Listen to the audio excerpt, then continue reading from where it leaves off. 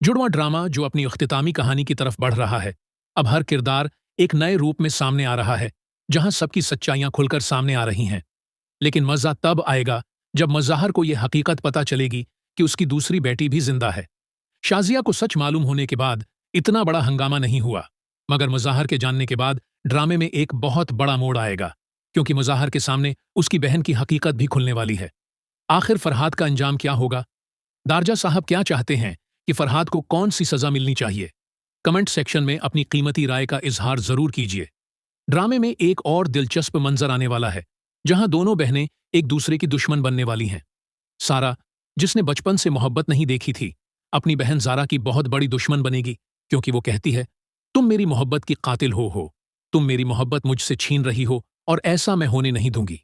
ये सुनकर जारा को बहुत बुरा लगता है और वो कहती है कि तुम जानती हो कि आदिल तुमसे मोहब्बत है और वो तुमसे मोहब्बत करने के लिए तैयार है। नहीं करता तो फिर ये सब क्यों कर रही हो? सारा जवाब देती है कि आदिल मुझसे ही मोहब्बत करते थे, उन्होंने गलती से तुमसे मोहब्बत कर ली, क्योंकि वो ये नहीं जानते कि तुम जारा नहीं, सारा हो। तुमने मेरे हुस्से की खुशियां पाई हैं, लेकिन तुम मेरे हुस्से की मोहब्बत कभी नहीं पा सकोगी। जारा वो लड़की है जो जिस चीज को देखती है उसे हासिल करके ही रहती है। वो आदिल को कभी छोड़ना नहीं चाहेगी। सारा अपनी मां के पास जाकर कहती है कि जिंदगी भर मैंने आपसे कुछ नहीं मांगा, लेकिन आज है, मैं कुछ मांगना चाहती हूं। शाजिया जवाब देती हैं, जो तुम मांगोगी मैं दूंगी, चाहे मुझे कुछ भी कुर्बान क्यों ना करना पड़े। सारा कहती है, मैं आदिल से बेपनाह मोहब्बत करती हूं, आप मेरी शादी आदिल से करवा दें। मज़ाहर खुश हो जाते हैं और कहते हैं कि सारा, हम अभी उसी बारे में बात कर रहे थे कि आदिल तुम्हारे लिए बेहतरीन मीच है। सारा पूछती है, आप कभी मक्कर जाएंगे तो नहीं? मुज़ाहर कहते हैं, कौन रुकावट बनेगा? अगर तुम फरहाद की बात कर रही हो तो वो अब हमारे साथ नहीं रहती।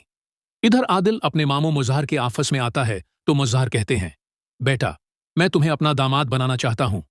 आदिल चौंक जाता है और पूछता है कि मगर किसके साथ? मुज़ाहर कहते हैं, सारा तुमसे बेपनाह मोहब्बत करती है और तुम्हारे बगैर नहीं रह सकती।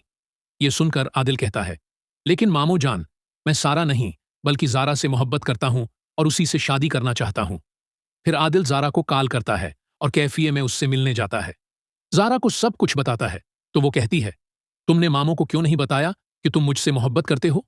आदिल कहता है, सारा ने खुद मामू से बात की है और उसने कहा है कि तुम मुझसे मोहब्बत करते हो, है कि वो मुझसे मोहब्बत करती है।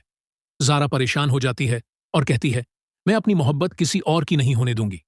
आदिल कहता है, तुम्हें सारा से बात करनी है, चाहिए और सच बताना चाहिए।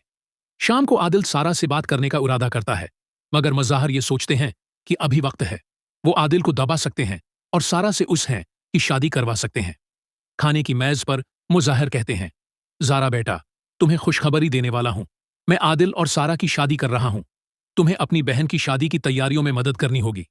जारा ये सुनकर खामोश हो जाती है और सारा की आंखों में आंसू आ जाते हैं। सारा वहां से उठकर चली जाती है। शाजिया पीछे आकर पूछती है कि क्या हुआ? सारा कहती है, मैं उसे बेपनाह मोहब्बत करती हूं, क्या वो ये नहीं जानता? सलमी उसे तसल्ली देती है कि अगर तुमने सच्चे दिल से हुआ चाहा है तो वो तुम्हें जरूर मिलेगा।